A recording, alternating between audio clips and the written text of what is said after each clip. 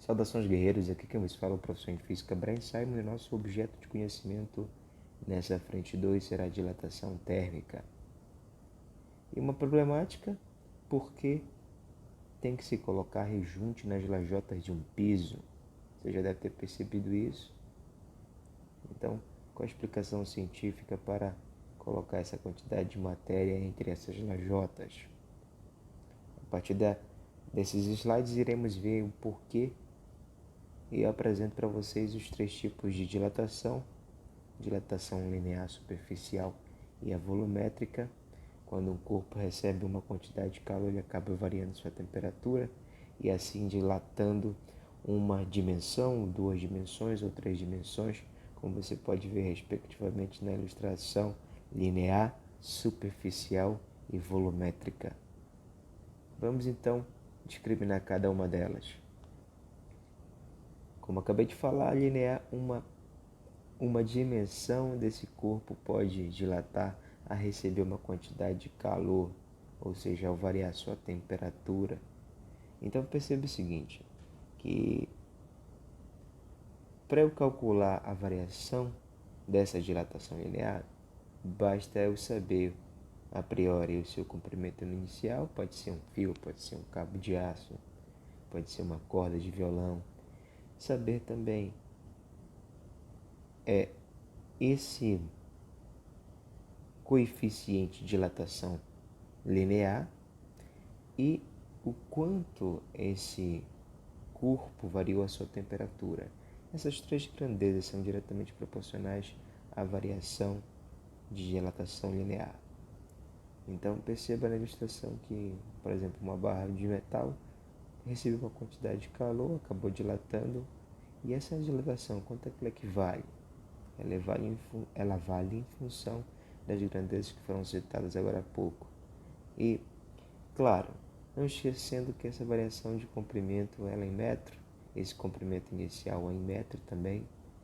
Esse coeficiente de dilatação linear, que eu chamo de alfa, ele tem uma unidade no sistema internacional de Kelvin elevado a -1, porém o mais usual é o grau Celsius a -1. E essa temperatura, se for seguir o padrão assim, é Kelvin, mas de forma usual nós utilizamos graus Celsius. Tranquilo? Agora, uma super dica para você. Essa ilustração retrata um gráfico que diz o seguinte, que a tangente do ângulo alfa, θ no caso que nós temos aqui, uma tangente, e essa tangente é numericamente igual ao produto do coeficiente linear multiplicado pelo comprimento inicial.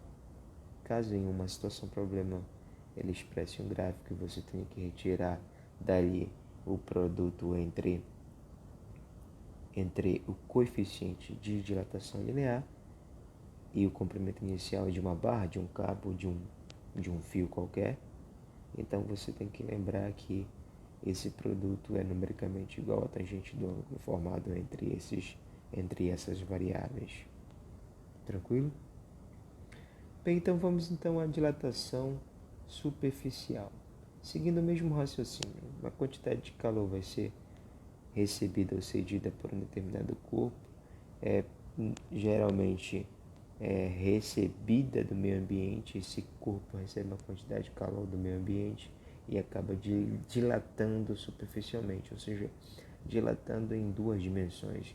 Então, eis a resposta para a nossa primeira pergunta, o porquê de se colocar o rejunte entre essas lajotas, um espaço físico entre elas, porque elas, ao receberem uma quantidade de calor, elas acabam dilatando, aumentando a sua temperatura. Enquanto maior essa variação de temperatura, maior a dilatação superficial, pois as grandezas são diretamente proporcionais. Então, a priori, essa variação de dilatação superficial, ela é o produto da área inicial multiplicado pelo coeficiente de dilatação superficial, que equivale 2 vezes o coeficiente de dilatação linear, multiplicado pela variação de temperatura E por fim, a dilatação volumétrica, seguindo o mesmo raciocínio. O corpo recebendo uma quantidade de calor do meio ambiente, aumentando sua temperatura. Essa temperatura é diretamente proporcional à variação volumétrica, fazendo com que o corpo venha aumentar o seu volume. E essa variação do seu volume é igual ao volume inicial multiplicado pelo coeficiente de dilatação volumétrica.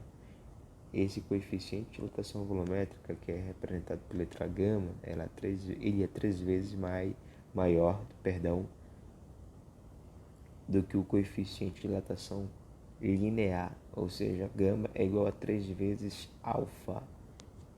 E, seguindo a expressão matemática, esses valores de volume inicial, coeficiente de dilatação volumétrica, será multiplicado pela variação de temperatura, só reforçando que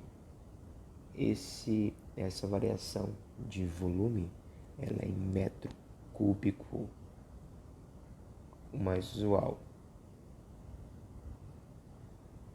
Bem, então temos as seguintes relações matemáticas entre os coeficientes de dilatação.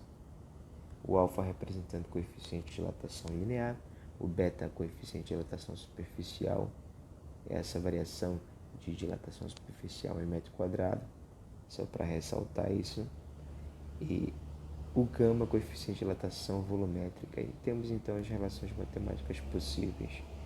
2 vezes o alfa é igual a beta, 3 vezes o alfa é igual a gama, e o gama também pode ser equivalente a 3 vezes o beta dividido por 2 ou 3 meios de beta.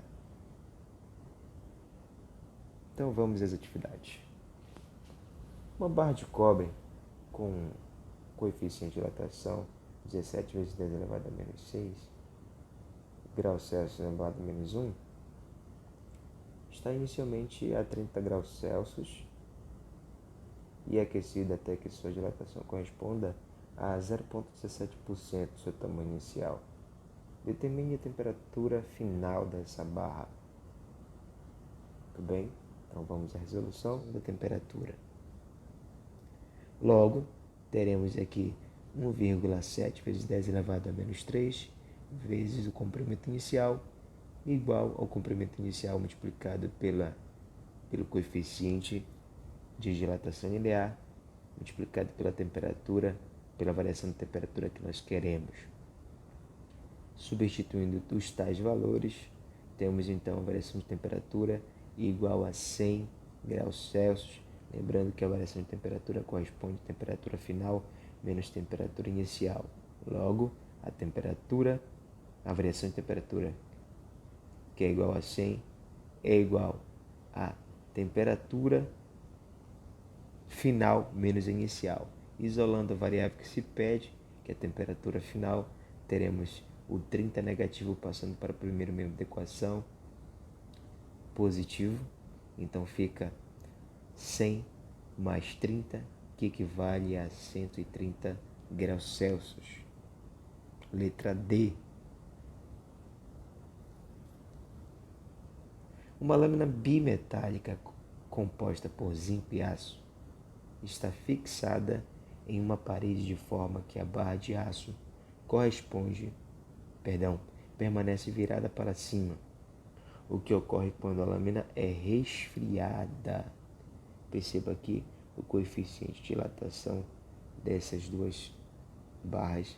A do zinco equivale a 25 vezes 10 elevado a menos 6 graus Celsius elevado a menos 1, e a do aço 11 vezes 10 elevado a menos 6 graus Celsius elevado a menos 1. Então o que vai ocorrer aqui? Letra A. As duas barras sofrem a mesma dilatação. É impossível sofrer a mesma dilatação, pois elas são feitas de materiais distintos. A lâmina bimetálica curva-se para cima. Letra C. A lâmina bimetálica curva-se para baixo. A lâmina quebra-se uma vez que é feita de materiais diferentes. E letra E. As lâminas bimetálicas não podem ser resfriadas. Essa daqui é totalmente equivocada, né? Muito bem, então vamos à resposta número certa, a resposta certa, perdão, que é a letra C. O zinco possui maior coeficiente de dilatação linear, ele se dobrará, ele sofrerá maior contração no resfriamento, puxando a barra de aço, logo o sistema curva-se para baixo. Uma questão do ITA.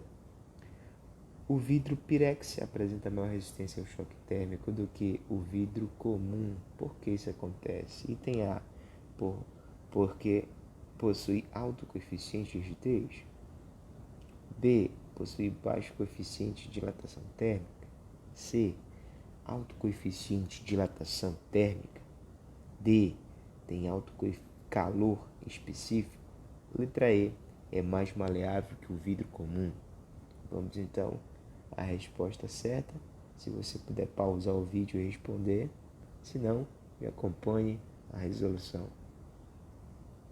Letra B, no momento do choque térmico, o material que possui menor coeficiente de dilatação será o mais resistente, uma vez que sofrerá uma menor dilatação e assim não comprometerá a sua estrutura. Mais uma atividade. Dois fios metálicos A e B feitos de materiais diferentes possuem o mesmo comprimento e temperaturas iniciais. Quando a temperatura aumenta para um valor T, os comprimentos A e B aumentam 2% e 6% respectivamente. Determine a razão aproximada entre o coeficiente de dilatação do fio A pelo coeficiente de dilatação do fio B. Preste bem atenção nessa questão, nessa situação problema, e vamos à resolução. Então perceba que a dilatação dos fios corresponde à percentagem do aumento referente ao tamanho inicial deles, no fio A de 2% e no fio B de 6%.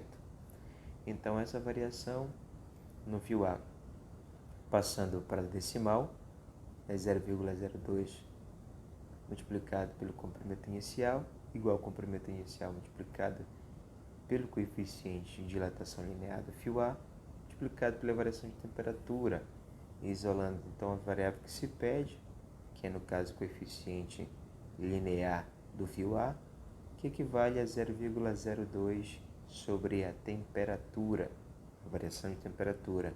Já no fio B, seguindo o mesmo raciocínio, temos 0,06 multiplicado pelo comprimento inicial, igual ao comprimento inicial multiplicado pelo coeficiente de dilatação linear do corpo B, do fio B no caso, multiplicado pela variação de temperatura. Então, se ele quer a razão entre o coeficiente A e B, nós temos o seguinte resultado, que equivale a 0,33, letra C. Um forte abraço, até a próxima aula, a vitória é sua!